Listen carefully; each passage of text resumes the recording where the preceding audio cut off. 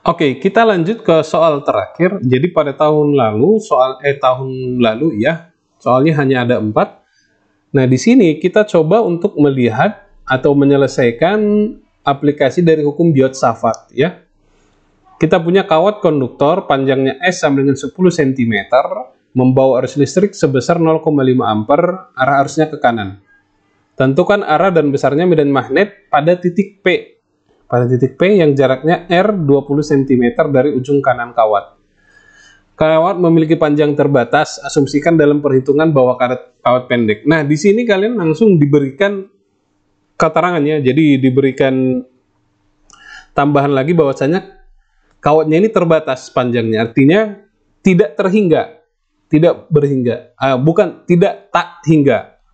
Kalau kasusnya kawatnya tidak hingga atau tidak berhingga, maka kita bisa menggunakan hukum Gauss.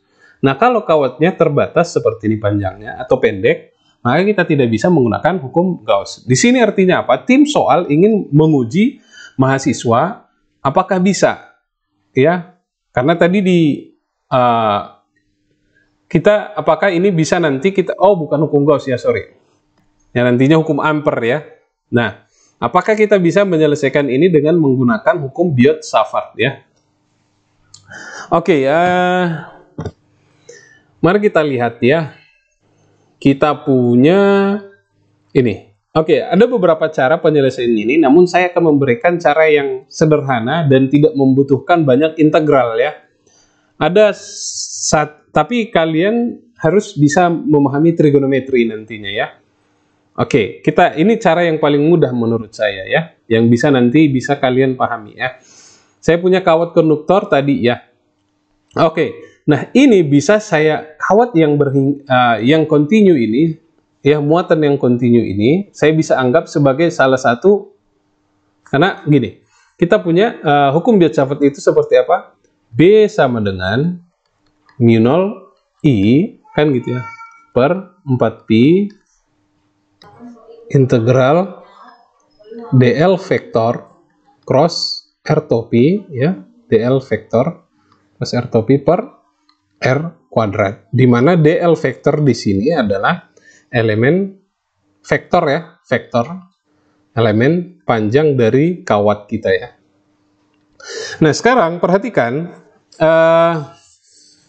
di sini kita punya panjangnya tadi adalah S ya. Adalah S. Jadi saya punya di sini DS, kita ambil elemen DS ya. Jadi bagaimana cara mengambilnya? Tinggal kita cuplik daerah mana yang mau kita suka ya. Kita ambil semuanya bagian sini. Saya ambil ini sebagai DS vektor. DS vektor itu sama dengan, di sini kan elemen panjang, ada vektornya. Nah, arahnya seperti apa gitu ya. Nah, di sini saya punya DS ini sepanjang DX ya. Kita tadi sumpamanya ambil ini adalah X, arah sumbu X ya. Maka saya punya DX arahnya ke kanan ya. Berarti positif ya, berarti arahnya ke kanan, I positif. I topi ya. Maka di sini DS vektornya adalah DX I topi. I topi di sini menunjukkan arah positif, berarti arah arusnya ke kanan. Di sini saya tekankan lagi bahwasanya arah dari elemen panjang tadi adalah searah dengan arah arus. Ya, jika arusnya ke kanan, maka elemen vektor panjangnya itu adalah ke arah kanan juga, ya. Nah, kita punya di sini, kita ganti ya DL jadi DS ya. Sehingga kita punya B sama dengan mu0 I per 4pi DS vektor cross R topi per R kuadrat.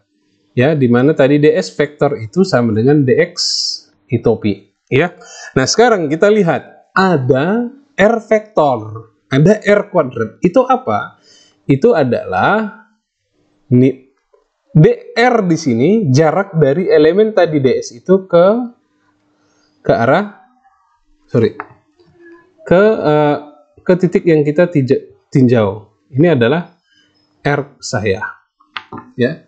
Nah, berarti R topi itu arahnya kemana? R topi arahnya ke sana. Ini adalah arah R topi. Ya.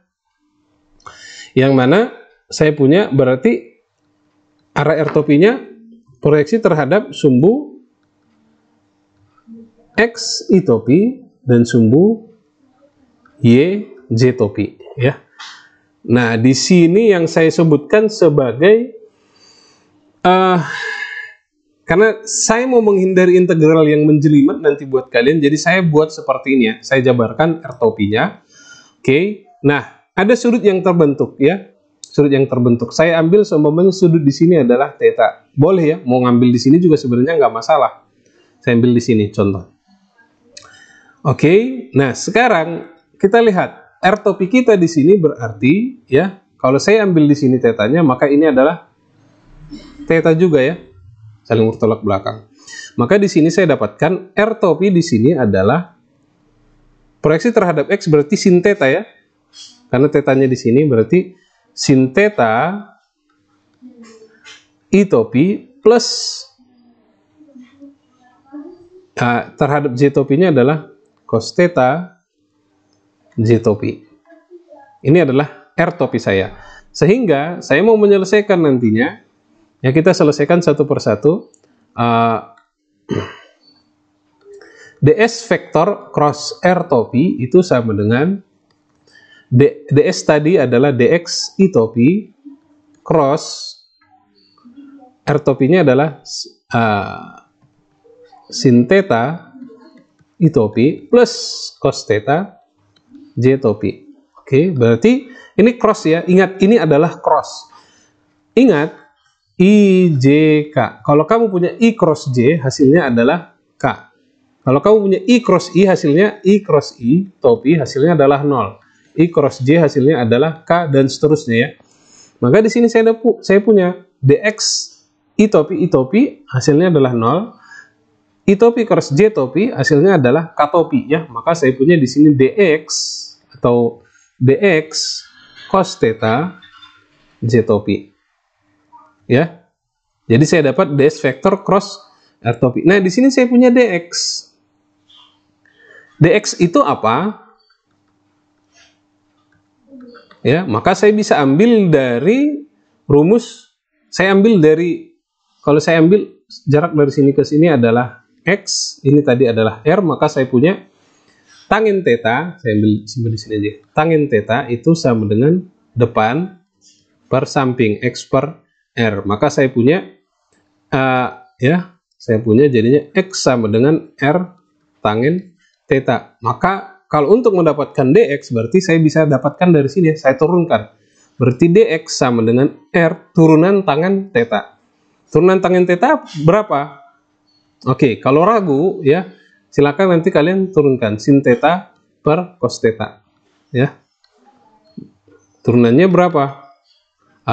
Oke, jadi kita dapat nanti seper cos kuadrat theta d theta ya. Nanti gunakan U aksen V kurang U V aksen per V kuadrat. Kita dapat sin kuadrat U aksen cos, V-nya cos, jadi nanti akan kalian dapatkan ya. Oke.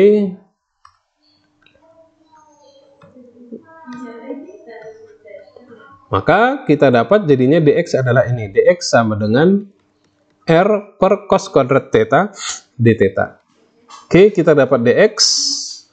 Oke. R-nya di sini berupa bisa kita gunakan karena di sini dx sudah dalam bentuk ini R besar ya. R besar tadi jarak dari P ke ujung kanan. Nah, sekarang saya dapat, karena nanti saya akan butuh R kecil di sini, berapakah besarnya R kecil? Karena di sini dx sudah kita buat dalam bentuk cos, maka R kecilnya saya buat dalam bentuk cos juga, ya. Saya gunakan dari cos ya, berarti Y per cos theta. Nah, ini akan saya gunakan ke sini. Oke ya, kita next. Berarti saya dapat sekarang B sama dengan minol I per 4pi integral ds tadi cross R topi hasilnya adalah ini ya, dx cos theta J topi per R kuadrat. R kuadrat tadi adalah R tadi Y per cos theta ya, berarti kuadrat adalah Y kuadrat per cos kuadrat theta ya. Oops, maaf. Sorry, ini I cross J ya, sorry. Ini I cross J hasilnya adalah K-topi ya, maaf, saya malah kelewatan di sini. I cross J di sini hasilnya adalah K-topi. Ya, di sini kita punya, makanya di sini kita punya K-topi ya. Oke, maka kita punya sekarang mu0 I per 4pi. Oke, saya jabarkan dulu. dx tadi apa? Dx tadi kita dapatkan adalah R per cos kuadrat theta. Jadi saya punya R per cos kuadrat theta d theta ya. Lalu saya punya di sini ya, saya punya tadi cos theta di sini K-topi per ini tadi adalah dx sendiri ya, per y kuadrat per cos kuadrat theta. Maka cos kuadrat bisa kita hilangkan ya. Maka kita punya sekarang bukan ini ya, sorry. R kecil di sini, ini R besar ya, Y-nya ya. Ini R besar. Maka di sini saya buat ini adalah R besar juga ya. Saya buat dalam bentuk R besar kuadrat. Ya, maka ini sisanya di sini adalah R ya. Maka saya punya sekarang mu0 I per 4pi integral cos theta d theta per R K-topi. Ya, maka karena saya hanya integralkan terhadap d theta, maka saya punya sekarang mu0 I per 4pi ya. 4pi R gitu ya, K-topi integral cos theta d theta. Ya. Nah, kita sampai di sini sekarang, artinya kita membutuhkan, karena tadi perhatikan saya hanya mengambil titik ini. Artinya sudutnya adalah theta. Kalau saya ubah ke sini, saya ambil di sini, maka tetanya berubah nggak? Ya pasti berubah. Saya ambil di sini, tetanya gimana? Ya 0 ya, 0. Saya ambil di sini, tetanya sekian, sehingga saya ambil di sini, tetanya bernilai maksimum. Ya, theta maksimum.